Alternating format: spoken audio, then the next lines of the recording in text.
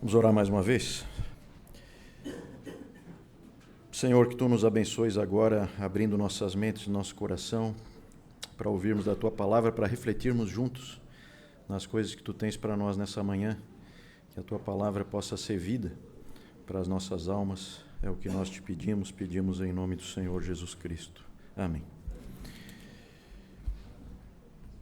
Vamos abrir no livro de Mateus, Evangelho de Mateus, Mateus 22, 29, nós vamos ler só um versículo, que todo esse texto aqui é paralelo a esse texto que o Bruno leu para nós aqui de Marcos 12, todo esse capítulo aí você tem várias dessas situações que aconteceram ali com Jesus aparecem aqui também. Então lá em Marcos esse versículo está na forma de uma pergunta, mas aqui está na forma de uma afirmação em Mateus. Mateus 22, 29. Respondeu-lhes Jesus: errais, não conhecendo as Escrituras, nem o poder de Deus. Ou lá em Marcos, não provém o vosso erro de vocês não conhecerem as Escrituras e nem o poder de Deus. Gente, quando eu vim a Cristo, o primeiro evangelho que eu li foi o de Marcos. E tudo era fascinante, fascinante. Eu tinha um caderno em que eu anotava tudo que eu ia aprendendo. Eu tinha vindo de um contexto católico romano, em que o emaranhado de tradições, dessas igrejas imperiais, aquele emaranhado de tradições que tinham vindo, sabe-se lá de onde, atrapalhavam a visão de quem era Jesus e do que ele realmente ensinou. E aí eu vim para a igreja batista, essa igreja aqui mesmo, só que ela era bem pequenininha, 1988, bem diferente de como ela é hoje. E eu aprendi aqui muito sobre a verdade. A teologia era muito melhor, muito mais próxima da Bíblia. Porém, uma coisa era bem estranha. O hábito de achar que uma frase ou uma palavra isolada pode determinar toda uma visão a respeito de áreas muito complexas da vida. Com o tempo eu comecei a chamar aquilo de base versicular. As pessoas chamavam de base bíblica, mas eu não aceitava que era base bíblica, para mim era uma base versicular, baseada em uma única frase, isolada, fora de contexto, ou mal interpretada. As pessoas elas falavam muito nisso, na base bíblica e tal, mas você percebia que tinha alguma coisa estranha ali, e quando você lia os antigos mestres da história da igreja, aí você percebia que não era bem assim que se lia a Bíblia. E no nosso passado aqui como igreja, passados os anos, ao longo aqui da nossa caminhada, eu sempre digo que as igrejas são como as pessoas, elas têm uma personalidade própria, elas têm um processo de crescimento delas, elas têm altos e baixos, como cada um de nós. E no nosso passado nós já passamos por alguns debates bem estranhos, em grande parte por causa dessa dificuldade. Já faz muitos anos isso, Nós tivemos que lidar com dúvidas sobre questões as mais diversas. Vou dar alguns exemplos aqui, Pessoas defendendo que as mulheres não poderiam cantar na igreja, porque elas não podem, que elas têm que estar em silêncio, então elas não poderiam cantar, certo? Aquele texto de 1 Coríntios 14, mal interpretado. Que elas deveriam usar o véu, que a única disciplina válida biblicamente para as crianças é a física, com alguns exigindo que fosse com uma vara, tinha que ser com vara. Havia toda uma teoria sobre o erro de usar uma chinelada, que era uma preferência pessoal dos meus pais, eu conheço bem. E o impensável seria usar a popularíssima palmada.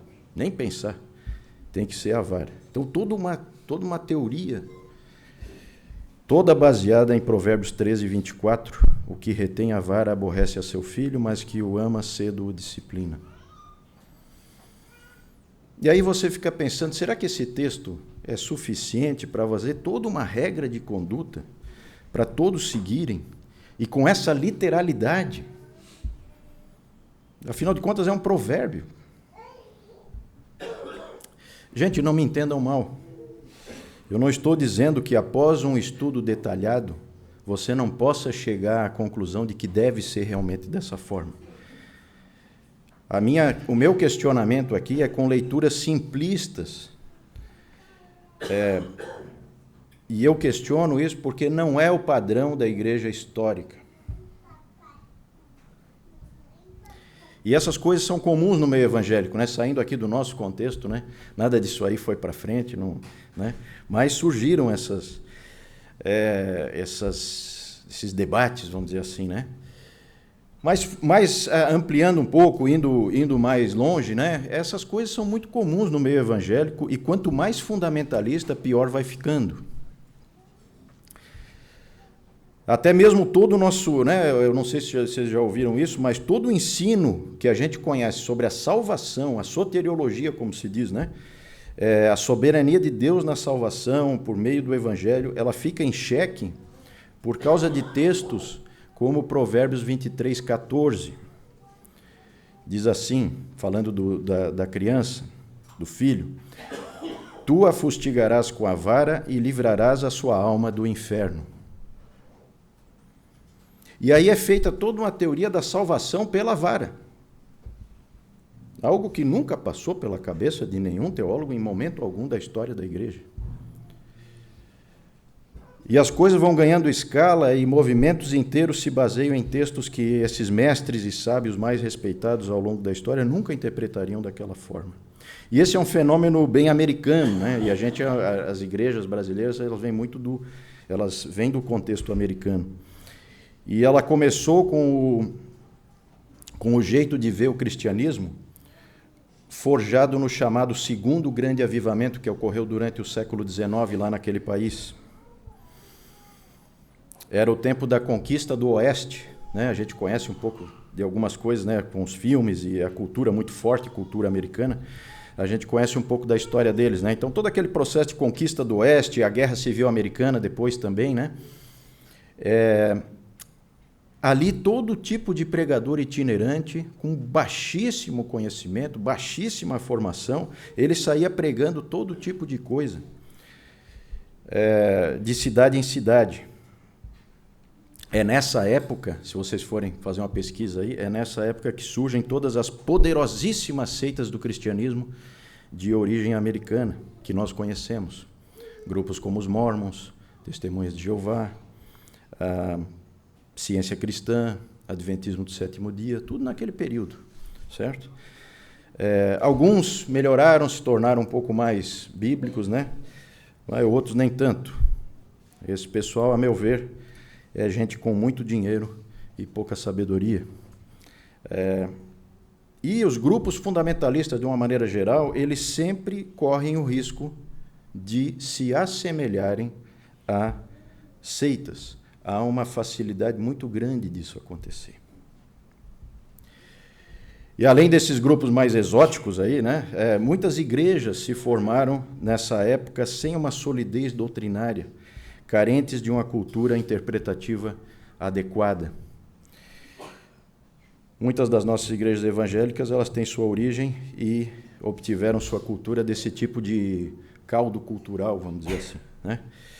Para piorar, as décadas de 80 e 90, nessa época, né, nas quais aí, né, na década de 80 que eu vim para a igreja, essas épocas aí foram umas épocas meio extravagantes aí, né, para quem passou por esse período aí, com umas lideranças bem duvidosas e os livros escritos por elas que influenciaram a todos nós. Quem viu aquela série da Prime Video, né, Felicidade Aparente, Os Segredos da Família Duggar, em inglês Shiny Happy People, viu muito desse tipo de cultura da época ali e lembrou de algumas coisas dessas, né? Não com muito orgulho no coração, mas né? E esse tipo de coisa aparece em todo lugar. A Bíblia é um livro que pode fazer muito mal quando colocado nas mãos erradas. Até mesmo fora do cristianismo, até mesmo no judaísmo, né, que usa o Antigo Testamento como a sua Bíblia. Eu lembro uma vez que eu estava assistindo um programa, eu assisti só um pedaço, nem assisti o programa inteiro, mas eu lembro de um rabino que ele foi chamado num programa da Discovery, e ele defendia que não havia na Torá, na lei dos judeus, lá no Antigo Testamento, não havia nenhum mandamento condenando a homossexualidade feminina. Perceberam a jogada dele? Ele quer o quê? Ele quer uma base versicular. O que Paulo fez? De passagem, com a maior facilidade do mundo, ele simplesmente, lá no começo de Romanos, apelou para a lei natural e acabou a história. Você não precisa de um versículo específico. Não é base versicular, certo? Ele queria um versículo. Olha como é o pensamento, né? E as interpretações são as mais loucas. Eu lembro do falecido R6 Sproul, ele contando lá do início da carreira dele como professor, ele falou que ele teve um grupo de alunos que eles vieram falar com ele porque eles defendiam que, como eles já cobiçavam em pensamento, no coração, eles já cobiçavam sexualmente as namoradas deles, então eles podiam dormir com as namoradas porque é a mesma coisa. Porque Jesus ensinou que adulterou no coração é como se tivesse adulterado, então é tudo a mesma coisa. E estudantes de seminário. Espero que eles tenham sido reprovados, né? E foram fazer outra coisa. Não sei o que aconteceu com eles. E há também aí, nessa coisa da interpretação da palavra, há também a polarização, né? Sempre presente. A gente tende a não conseguir equilibrar as coisas, né? O pessoal mais conservador, ele vai inventando interpretações, as mais extravagantes, como algumas dessas que a gente citou aqui, que não tem alinhamento algum com os grandes valores do Evangelho, né? Então você tem essas doutrinas de coberturas de autoridade, aqueles guarda-chuvas, aquelas coisas lá criadas lá por aquele Bill Gothard, né? Que até aparece naquela série que eu falei há pouco. Lá na década de 70, 80, começaram a criar essas coisas assim que são bem esquisitas. E os mais liberais, lá pelo outro lado, né, o outro polo, esse é o polo conservador, o polo liberal, também vai criando interpretações do tipo, uma bem típica, né? Não, aqui várias das coisas que estão escritas, elas têm o contexto cultural da época, certo? Então, quando Paulo, por exemplo, condena o casamento homossexual, aquilo era uma coisa daquela época. Hoje a gente tem que aceitar, receber isso com alegria e tal. Então vejam os truques, certo? Essa coisa dessa ciência chamada hermenêutica, que é a da interpretação da palavra, ela pode rapidamente virar o caos, certo? E eu coloquei como um objetivo de vida, assim, na minha caminhada, né, me desvencilhar desse emaranhado, dessa confusão. Eu venho tentando crescer em equilíbrio ao longo dos anos, mas eu confesso que é bastante difícil. Muitas vezes eu já radicalizei, então se você se viu aí acreditando em alguma dessas coisas e tal, ficou meio incomodado, também já defendi muitas dessas coisas, né? E a gente vai crescendo, a gente vai procurando acertar, né? Já radicalizei em muitos pontos, tive dúvida em tantos outros, porque é difícil mesmo. E eu e meu velho parceiro Newton Bernardi, que já está com o Senhor,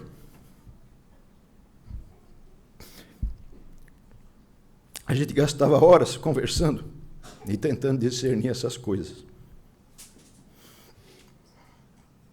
E nessas conversas, nada era mais útil do que convidar para a conversa quem? Os irmãos do passado, que nos deixaram tanta sabedoria registrada em seus livros. Eles amaram a Bíblia e principalmente o autor da Bíblia. E esse era o segredo deles. Quem me ajudou muito nessa questão do equilíbrio foi o Dr. Martin Lloyd-Jones, pregador galês do século XX. Com ele eu aprendi muito sobre a interpretação equilibrada, centrada em Cristo e no Evangelho. Se você pega lá o Estudos no Sermão do Monte, por exemplo, que é um dos livros dele, bem conhecido, ele já no começo ele já coloca alguns princípios de interpretação, e um muito contundente que ele coloca ali, em que ele diz assim: a Bíblia nunca é ridícula. Se a sua interpretação é ridícula, então vá ver novamente a sua interpretação. Tem algum problema nela, né? Só para dar um exemplo, né, de princípios de interpretação. Quando eu vejo esse mesmo equilíbrio em homens como o pastor Tim Keller, recentemente falecido, né, eu lembro que o Keller ouviu praticamente todas as pregações do Lloyd Jones em fita cassete quando ele ainda era jovem. Isso não me surpreende. Né? Tem muito a ver. Mas os mestres de qualquer época são valiosos. Eu comecei a ler há umas 2 semanas o clássico cristão do grande Atanásio, bispo de Alexandria, século IV. Grande obra dele, A Encarnação do Verbo. Grande pela grandeza da obra, né? Porque ela é pequenininha, qualquer um consegue ler rapidamente. Mas ali eu peguei na edição com a famosa introdução do inigualável C.S. Lewis. E ali o Lewis, ele recomenda que sempre intercalemos livros contemporâneos, nas nossas leituras, que intercalemos livros contemporâneos com livros do passado. Lê um contemporâneo, lê um do passado. Livros como os dos pais da igreja, né, que ele estava fazendo a introdução para aquele livro do Atanásio. E ali, naquela introdução dele, ele lembra a nós que nós não lemos os pais da igreja porque eles não erram. Se você já leu os pais da igreja, você sabe que eles erram uma barbaridade. Não é porque eles não erram que a gente lê.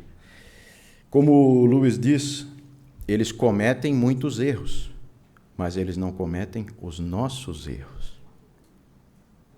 Esse é o segredo. Isso faz muita diferença. Todos erram, gente, em alguma medida. Nós também. Certo? Mas vamos olhar para o nosso texto aqui, de referência. Que fala do quê? De erro de interpretação.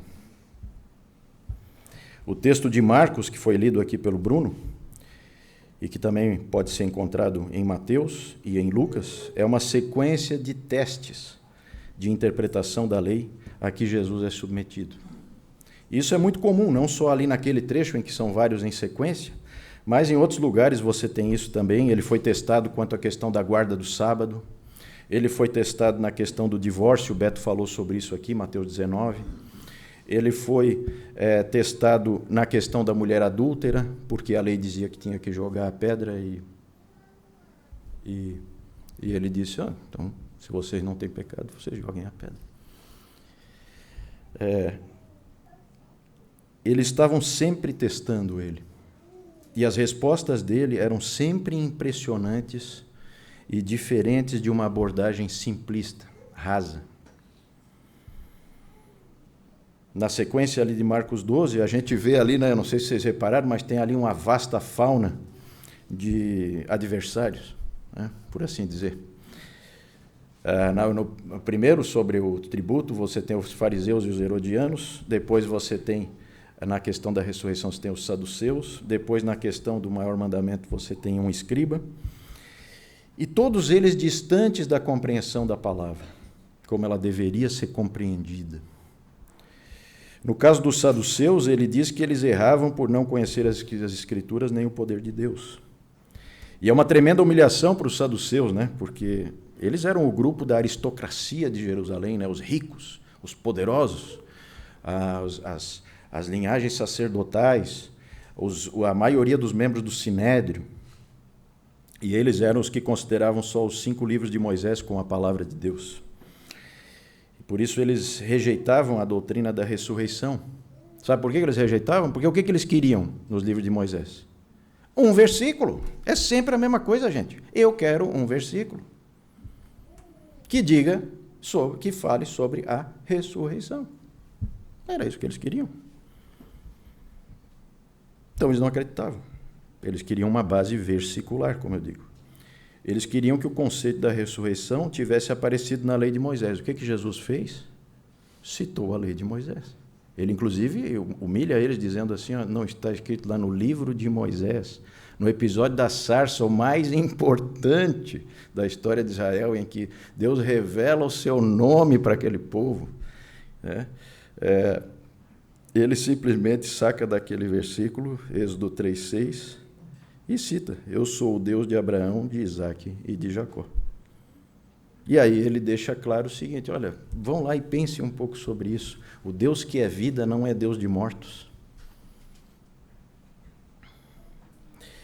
E esses aí eram os líderes de Israel. Não é à toa que Israel foi condenado por Jesus. Como diz Provérbios 11:14, não havendo sábia direção, cai o povo.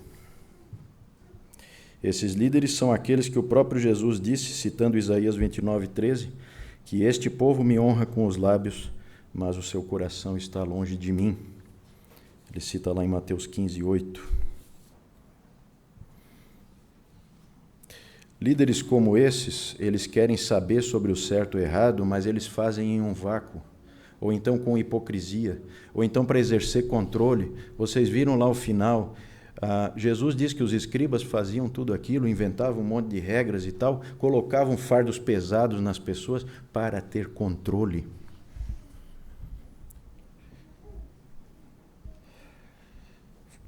Faziam tudo isso fora de uma relação pactual de adoradores do Deus verdadeiro. É preciso, gente, o Espírito Santo de Deus para compreender as Escrituras. O mesmo Espírito que inspirou as Escrituras é o Espírito que vai ajudar a desvendá-las. Porque é um livro difícil. É um livro difícil. E é só o Espírito que concede a sabedoria que vem do alto. Lembram-se das parábolas? Quando a gente é novo na fé, a gente acha que as parábolas era algum tipo de estratégia de Jesus para pegar aquele povo simples e fazer com que eles compreendessem questões difíceis. E aí a gente é surpreendido quando a gente vai ler os evangelhos, né?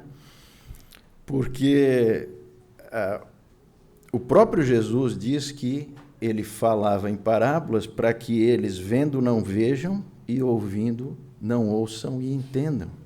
Nem entendam. Quem são esses que não devem entender? Os de coração endurecido. Eu penso que o mesmo ocorre com a Bíblia de uma forma geral.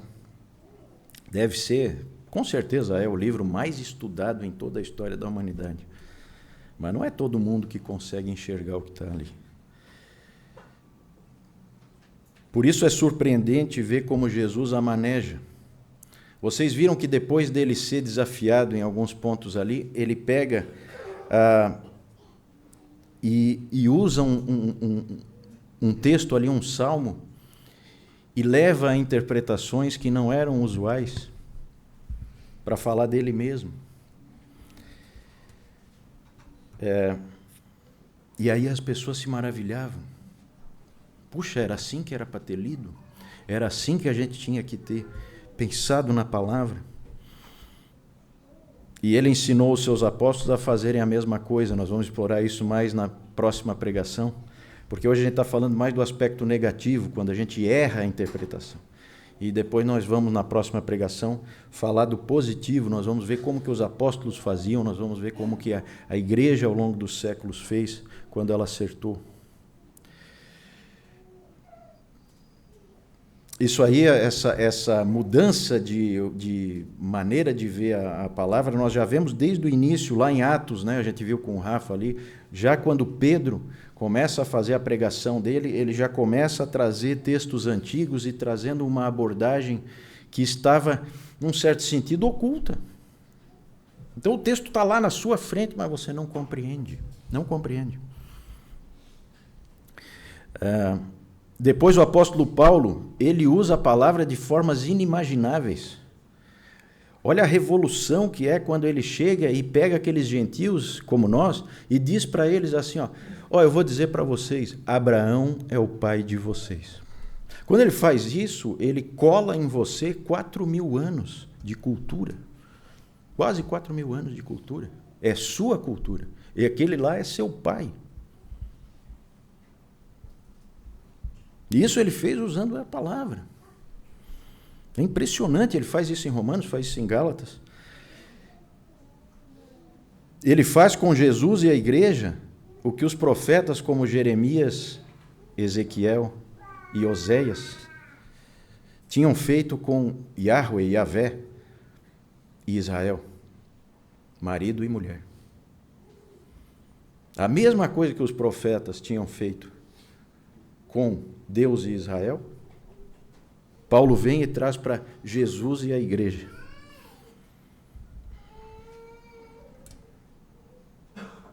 O autor de Hebreus diz que Jesus, no capítulo 4, diz que Jesus é o nosso sábado. E aí a igreja primitiva, ela alterou o dia da adoração do sábado para o domingo. E são muitos outros exemplos de compreensão das Escrituras, de coisas que não estavam óbvias. Jesus sempre confrontou visões legalistas das Escrituras, em que o amor, a misericórdia e a justiça são esquecidos. Lembram quando ele disse: vocês têm que ir lá e aprender misericórdia quero e não holocaustos, citando Oséias. Vão lá e aprendam. Ele fala assim: vão lá e aprendam o que quer dizer isso, que vocês não sabem.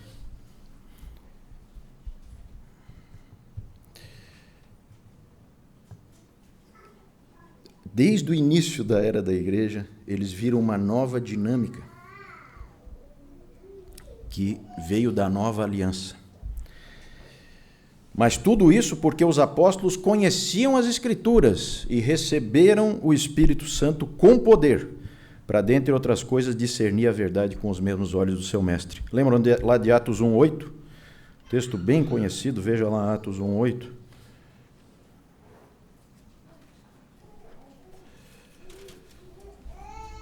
Jesus, já ressuscitado, diz assim para eles: mas recebereis poder ao descer sobre vós o Espírito Santo, e sereis minhas testemunhas tanto em Jerusalém como em toda a Judéia e Samaria e até os confins da terra. Vocês vão receber o que vocês precisam, e aí vocês vão ser capazes de testemunhar.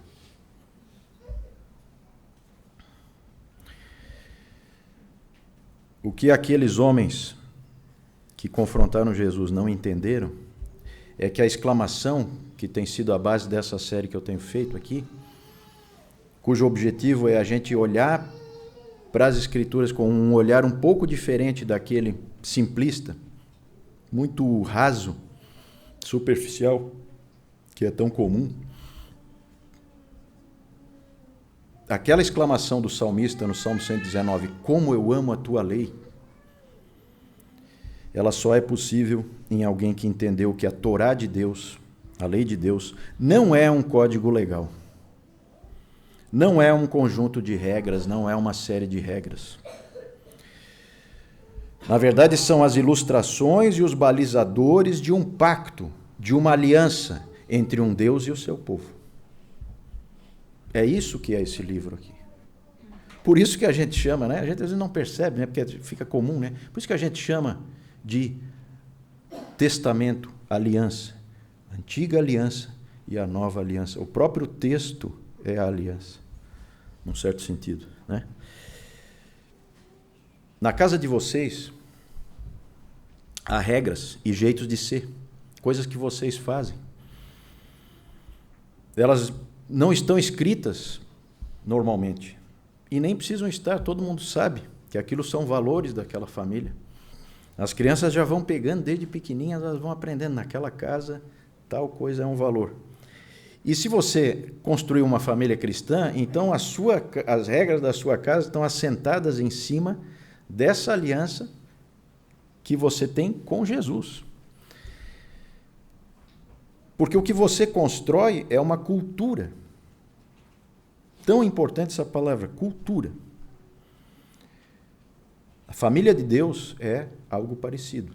Você tem um bocado de coisa escrita e um bocado de coisa que não precisa escrever. Não precisa. Porque uma coisa vem da outra.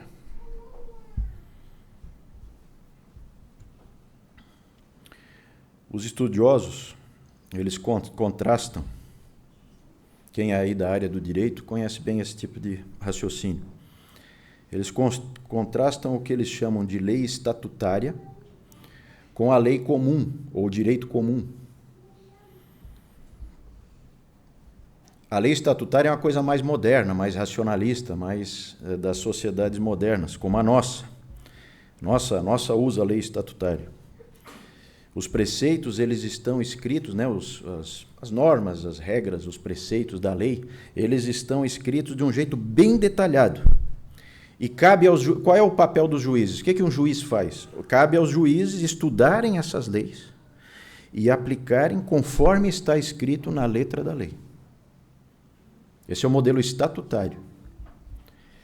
A lei comum, que é a mais antiga, que veio desse conceito que eu falei há pouco da família, e daí os clãs, e daí as aldeias, e daí as cidades, é uma coisa bem mais antiga. A lei comum ela é diferente. Toda uma cultura é construída em uma comunidade ou uma nação, e os juízes, eles usam de sabedoria para aplicar todo esse conjunto de valores, de histórias, de origens e de regras às questões do dia a dia, equilibrando preceitos que muitas vezes parecem até contraditórios, porque eles vão ter que ver como que eles vão balancear aquilo tudo, certo? A gente vê, né, às vezes a gente se assusta, vem reportagens assim, né, de casos que estão lá no STF, aqui no Brasil, certo? De um sujeito que roubou um sabonete numa farmácia, certo? Por causa da lei estatutária, tudo é muito, né? Falta alguma coisa que equilibrasse aquilo, que visse, poxa, mas espera aí. E a lei comum, ela tem isso, porque o juiz usa de sabedoria, caso a caso. O Israel antigo era assim. A Torá, a lei de Deus, ela não é um código legal. Ela é uma mistura. Vejam que quando você lê os 5 livros de Moisés, não é como você lê, sei lá, o Código Civil.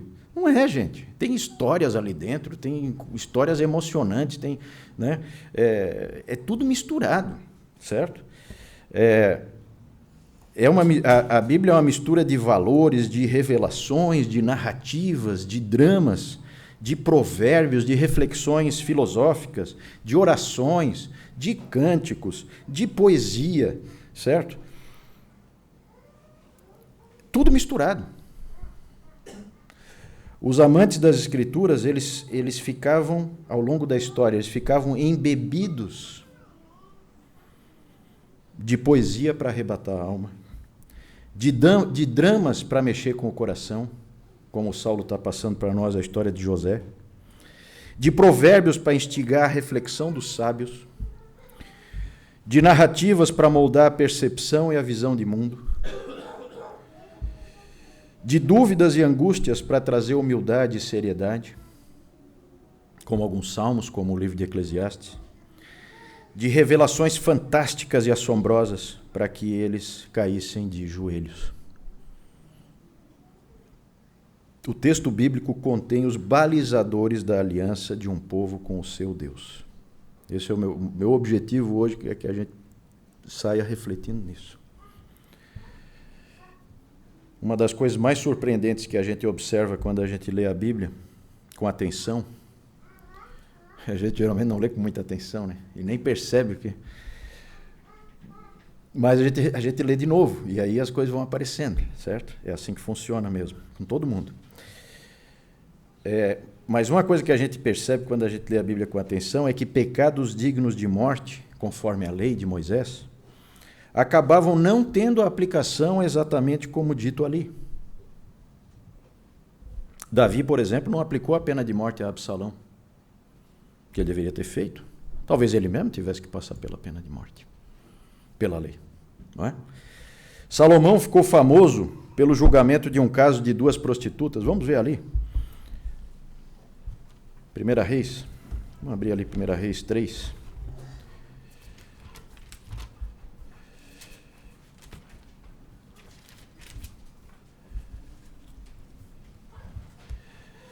Primeira Reis 3, veja lá o versículo 16. Todo mundo conhece essa história, né? Vieram 2 prostitutas diante do rei Salomão, e uma das mulheres disse: Senhor meu, veja lá no 17, eu e esta mulher moramos na mesma casa, eu dei à luz a um filho. As 2 tinham dado luz a um filho, uma 3 dias depois da outra.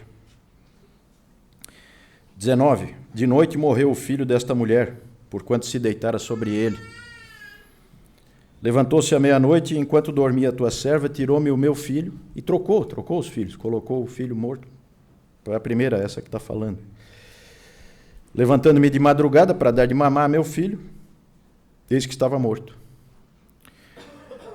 Mas reparando nele pela manhã, ela viu que não era o filho dela. E aí a mulher disse: não, mas o vivo é meu filho, o teu é o morto. Porém esta disse: não, o morto é teu filho, o meu é o vivo. Porque ela tinha trocado, né? Assim falaram perante o rei. Então disse o rei, versículo 23. Esta diz: este que vive é meu filho, e teu filho é o morto. E esta outra diz: não, o morto é teu filho, e meu filho é o vivo. Disse mais o rei: trazei-me uma espada. Imagina o impacto. Só isso. Trazei-me uma espada. Trouxeram uma espada diante do rei. Disse o rei: dividi em duas partes o menino vivo, e dai metade, uma metade para uma metade para outra. E aí, veja lá, versículo 26. Então a mulher cujo filho era o vivo, falou ao rei, porque o amor materno, hoje é dia das mães, porque o amor materno se aguçou por seu filho.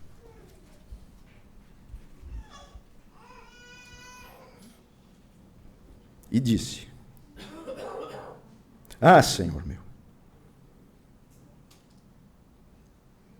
dai-lhe o menino vivo, e por modo nenhum o mateis.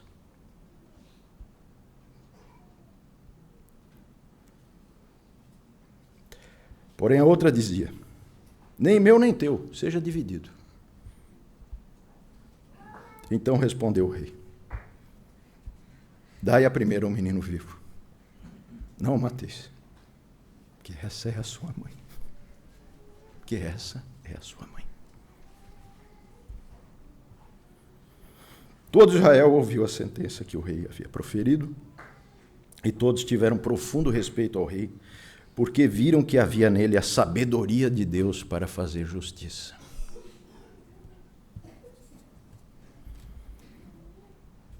Parece tudo muito louco para nós isso aqui.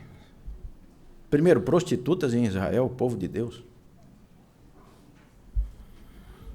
Salomão não vai fazer nada a respeito, vai ficar assim mesmo. E que ordem é essa? Cortar o menino no meio? Vejam que essa história fala da sabedoria da parte de Deus que Salomão recebeu. Lá no versículo 5 desse mesmo capítulo, o Senhor disse a Salomão num sonho: pede-me o que queres que eu te dê. E no versículo 12, aí ele pede sabedoria. E aí o versículo 12, Deus fala assim para ele: eis que faço segundo as tuas palavras, dou-te coração sábio e inteligente, de maneira que antes de ti não houve teu igual, nem depois de ti o haverá. Nós sabemos que houve, né? O próprio Jesus disse: aqui está quem é maior que Salomão.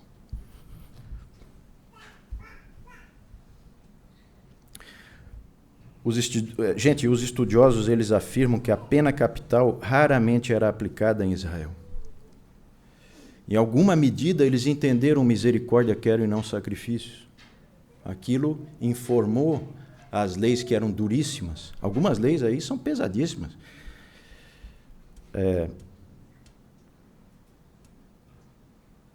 A dureza da lei, ela dava uma ideia para aquele povo da gravidade de certas coisas, que é digno de morte quem as pratica.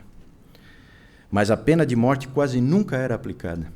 Um rabi do século contemporâneo dos apóstolos, um rabi do século I e II, Rabi Eleazar ben Azaria, Eleazar filho de Azaria,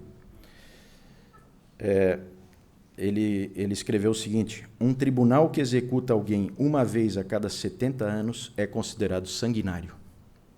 Sanguinário, se executar uma pessoa a cada 70 anos. Como disse um teólogo, a Torá não é legislação, é instrução para um julgamento sábio. Se isso é verdade para o Antigo Testamento, imagina para o Novo. E, gente, nós somos o povo da nova aliança. Uma cultura está proposta para nós, cheia de histórias, revelações, poesia, história bíblica e história da igreja, com seus erros e acertos. Nós deveríamos mergulhar na palavra de Deus para irmos sendo moldados por ela. A Bíblia é do jeito que é para que a gente seja transformado por ela, para que a gente seja mexido. Uma cultura em comum deve surgir dessa leitura, por isso que ela deve ser feita em comunidade. E nós não usamos base versicular, ainda que os versículos sejam importantíssimos para apoiar alguma coisa. Eu não sei se vocês sabem, mas os teólogos de Westminster, quando eles fizeram lá a famosa Confissão de Fé de Westminster, eles ficaram indignados com o parlamento quando o parlamento mandou colocar versículo nos artigos. Porque eles não tinham colocado. E não era para colocar. Mas o parlamento mandou colocar. Vocês sabem que eles estavam a serviço do parlamento, né? Essas são aquelas curiosidades assim que mostram como que se raciocina, como que os antigos raciocinavam, sabe? E assim, gente, no fundo nós sabemos disso. As mesmas pessoas que interpretam literalmente o texto da vara, lá que eu falei no início dessa pregação, lá de Provérbios 13, convenientemente ignoram, né? Como a gente é, né? Convenientemente ignoram Provérbios 10, 13, que diz que nos lábios do prudente se acha sabedoria, mas a vara é para as costas do falto de senso. Ninguém vem procurar os presbíteros da igreja para levar umas varadas nas costas quando faz alguma bobagem, né? Também não conheço nenhuma igreja de caolhos e manetas, certo? Porque Jesus disse que se a tua mão ou o teu olho te faz pecar, é melhor você cortar para que você entre sem mão ou sem olho. Ele falou isso no Sermão do Monte, né? Do que você com mão ou com olho entrar no inferno. Não conheço igreja de caolhos e manetas, nunca vi nenhuma. Porque nessa hora ninguém acha que é literal.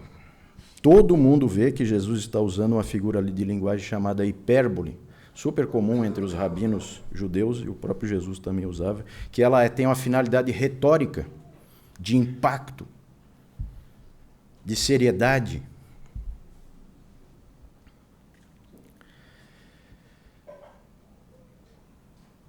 O importante é ver que a Bíblia é um instrumento de Deus para criar um novo povo, uma nova cultura. A gente vai explorar mais isso na próxima pregação e a gente vai falar só daí do aspecto positivo.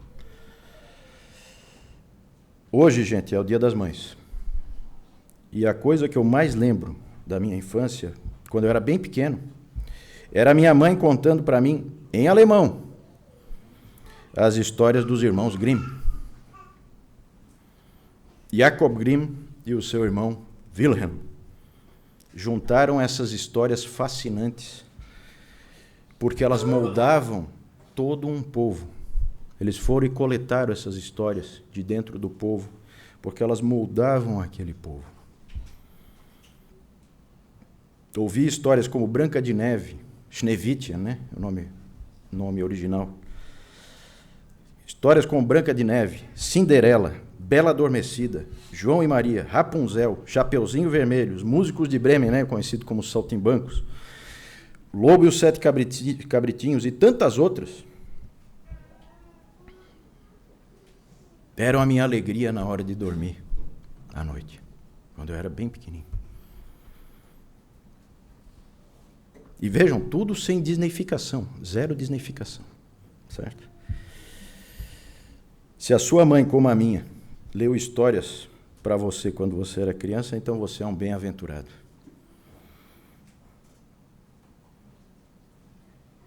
E se não, dê esse presente a seus filhos.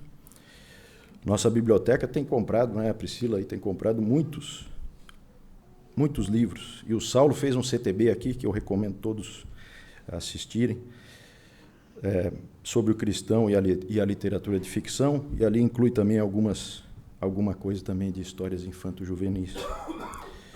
Mas esse Jacob Grimm, esse cara é um gênio, ele foi um advogado de um dos maiores juristas europeus do século XIX. E ele e o seu irmão juntaram tudo isso porque ali estava a cultura de um povo. nas suas histórias, seus valores morais estavam todos ali embutidos. E nossos valores morais, nós aqui cristãos, tem 4.000 anos. Porque Paulo colocou Abraão como nosso pai. Mal comparando, gente, assim é o povo de Deus. A mesma coisa que foi feito com o povo alemão foi feito com o povo de Deus. Guardadas as proporções, evidentemente, né? A nossa longa história, que começa com o nosso pai Abraão, é o que nos molda. Até chegar em Jesus e depois a igreja de Jesus. É por isso que nessa série eu venho falando tanto de sabedoria. Porque sem sabedoria não adianta ter a Bíblia. Sem sabedoria que vem do alto, a igreja erra quase tudo. Mesmo com a Bíblia nas mãos, mesmo com ela aberta. Na próxima pregação, quero falar daquele escriba ali de Marcos 12, que ao contrário dos outros era o único que não estava longe do reino de Deus. Quero falar também de como Jesus estabelece o seu pacto conosco. Para encerrar, eu quero convidar você a ser cristão se você não é, e a afirmar novamente sua aliança se você anda capengando. Porque não há nada parecido com ser cristão.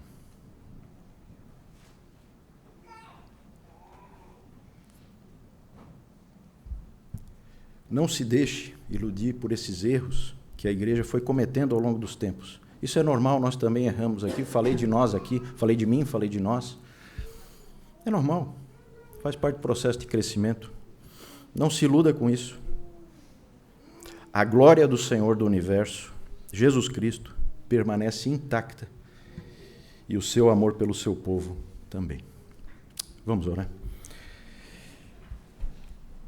Senhor, obrigado pela tua palavra que nos ensina, obrigado por essa reflexão, obrigado porque tu nos estimulas a olharmos para ela com mais cuidado, com mais profundidade, fugirmos de interpretações rasas, que tu nos ajudes para que nós sejamos capazes de manejar a tua palavra de uma maneira que te honre, de uma maneira que te glorifique, para que a gente possa te conhecer mais, para que a gente possa andar mais nos teus caminhos e te obedecer de maneira adequada, conforme os teus preceitos, conforme a tua vontade. É isso que nós te pedimos, te agradecemos por esse culto, oramos agradecidos em nome do nosso Senhor e Salvador Jesus Cristo. Amém.